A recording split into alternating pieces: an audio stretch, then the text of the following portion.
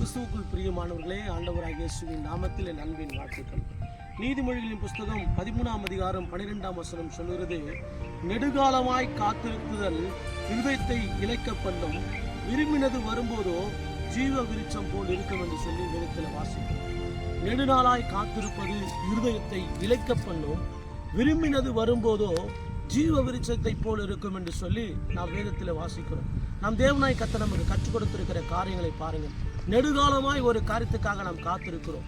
அது வேலை காரியமாக இருந்தாலும், திருமண காரியமாக இருந்தாலும், ஏதோ ஒரு குடும்பத்தில் நாம் நடக்க வேண்டிய ஒரு சம்பவமாக இருந்தாலும், நீண்ட காலமாக நாம் காத்திருக்கும் பொழுது இன்னைக்கு நடந்துவிடும், நாளைக்கு நடந்துவிடும், மறுநாள் நடந்துவிடும் என்று சொல்லி அப்படியே அந்த நாட்கள் அதிகரிக்க அதிகரிக்க நம்முடைய இருதயத்தில் ஒரு சோர்வு வந்து விடுகிறது. என்னடா இது, இவ்வளோ முயற்சி பண்ணி நம்ம வாழ்க்கையில் ஒன்றுமே நடக்கலை என்று சொல்லி ஒரு சோர்வு நம்முடைய வாழ்க்கையில் கடந்து வந்து விடுகிறது. ஆனால் தேவன் சொல்லுகிறார், நெடுநாளமாய் காத்திருக்கிறது இருதயத்தை இளைக்க பண்ணும், ஆனால் நீங்கள் விரும்பினது வரும்போதோ ஜீவ விருட்சம் போல் இருக்கும் என்று சொல்லுகிறார். விரும்பினது வரும், நீங்கள் நெடுநாளாய் காத்திருக்கிற காரியம் நிச்சயமாய் உங்கள் வாழ்க்கையிலே கடந்து வரும் என்று சொல்லி தேவன் சொல்லுகிறார். நீங்கள் நெடுநாளாய் காத்திருக்கிறது உண்மைதான் தேவ பிள்ளைகளே, ஆனால் நெடுநாளாய் காத்திருந்து சோர்ந்து போகாதீர்கள். இதோ நீங்கள் விரும்பின காரியத்தை தேவனாய் கர்த்தர் உங்கள் வாழ்க்கையில செய்ய வல்லமையுள்ளவராக இருக்கிறார். நீங்கள் எதை விரும்பி கொண்டிருக்கிறீர்களோ, எதை எதிர்பார்த்து கொண்டிருக்கிறீர்களோ, எது உங்க வாழ்க்கையில் நடக்க வேண்டும் என்று சொல்லி நீங்கள் நினைத்து கொண்டிருக்கிறீர்களோ, அந்த காரியங்களை நம்முடைய தேவனாகிய கர்த்தர் செய்து முடிக்க வல்லவராக இருக்கிறார். வேதம் சொல்லுவது, ஆமென், கர்த்தர் எனக்காக யாவையும் செய்து முடிப்பார், கர்த்தாவே உம் கிருபை என்றும் உள்ளது என்று சொல்லி வேதத்தில் வாசிக்கவில்லையா? நம் தேவன் எல்லாவற்றையும் செய்வார். யோபு தன்னுடைய வாழ்க்கையில் அப்படிதான் காத்திருந்தார். என் தேவன் எனக்கு சுகம் கொடுப்பார், என் தேவன் நான் இழந்த எல்லாவற்றையும் எனக்கு திரும்ப கொடுப்பார் என்று சொல்லி யோபு தன்னுடைய வாழ்க்கையை காத்து கொண்டிருந்தார். ஆனால் அவனுடைய வாழ்க்கையில சோர்வுகள் வந்ததுதான். ஆனால் யோபு விசுவாசித்தபடி, யோபு காத்திருந்தபடி இயேசு கிறிஸ்து யோபுடைய வாழ்க்கையில அற்புதங்களை செய்தார். அவர் காத்து கொண்டிருந்த நன்மைகள் வந்தது.